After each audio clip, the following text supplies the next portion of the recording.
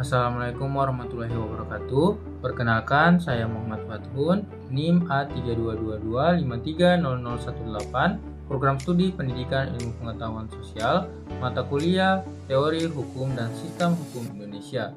Video ini dibuat untuk memenuhi tugas mata kuliah Teori Hukum dan Sistem Hukum Indonesia yang membahas mengenai teori sumber hukum dan teori hierarki norma hukum.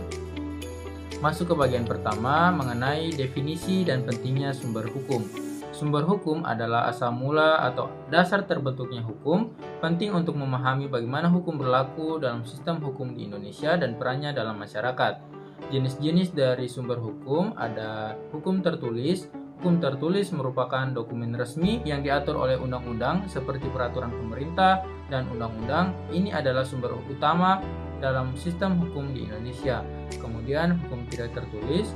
Hukum tidak tertulis mencakup adat dan kebiasaan yang berkembang dalam masyarakat. Ini berfungsi sebagai pedoman perilaku dan nilai-nilai yang diakui secara sosial.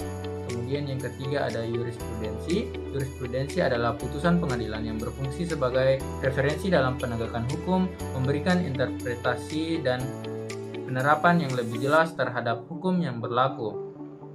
Kemudian masuk ke bagian selanjutnya, sumber hukum primer dan juga sumber hukum sekunder.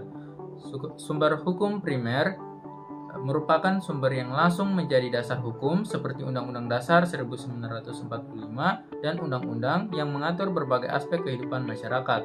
Kemudian sumber hukum sekunder. Sumber hukum sekunder adalah sumber yang menjelaskan atau memperkuat hukum primer termaksud doktrin dan jurisprudensi yang memberikan penjelasan tambahan mengenai penerapan hukum. Contoh dari sumber hukum di Indonesia. Di Indonesia, sumber hukum meliputi Pancasila sebagai dasar negara, Undang-Undang Dasar Negara 1945 sebagai konstitusi, dan berbagai undang-undang serta peraturan pemerintah yang mengatur tentang kehidupan bermasyarakat. Kemudian, peran sumber hukum dalam keadilan.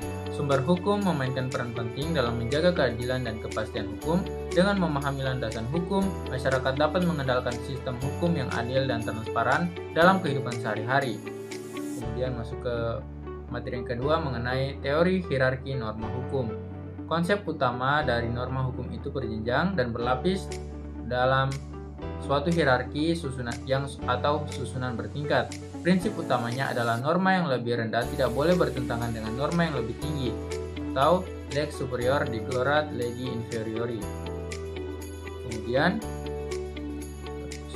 Stafbauer hukum berjenjang dari Hans Kelsen. Menurut Hans Kelsen, norma itu berjenjang berlapis-lapis dalam suatu susunan hierarki. Norma hukum yang di bawah berlaku dan bersumber dan berdasar dari norma yang lebih tinggi, dan norma yang lebih tinggi juga bersumber dari norma yang lebih tinggi lagi. Begitu seterusnya sampai berhenti pada suatu norma tertinggi yang disebut sebagai norma dasar atau ground norm, dan sistem normanya yang dinamis. Kemudian kedua ada teori Van Stafbau der Rechtsordnung, struktur hierarki sistem hukum. Han Nawiaski juga berpendapat selain norma itu berlapis-lapis dan berjenjang, norma hukum dari suatu negara itu juga berkelompok-kelompok. Han Nawiaski mengelompokkan norma-norma hukum dalam suatu negara itu menjadi 4 kelompok besar yang terdiri atas. Yang pertama, Stat Fundamental Norm, yaitu merupakan norma dasar negara, yaitu Pancasila. Staatsgrondgesetz, yaitu aturan dasar negara atau batang tubuh dalam Undang-Undang Dasar Negara Republik Indonesia tahun 1945. Kemudian Formgesetz, yaitu undang-undang formal.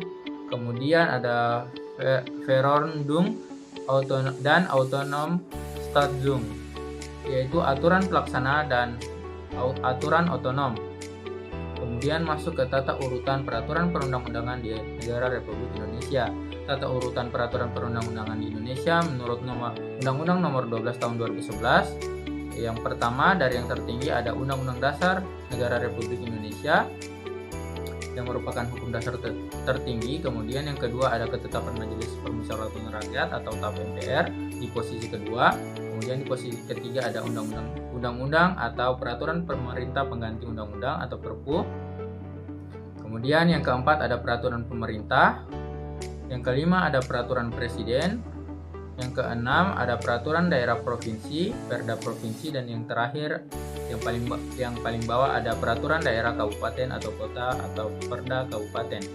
Baik, sekian saja materi dari yang bisa saya sampaikan. Saya ucapkan wassalamualaikum warahmatullahi wabarakatuh.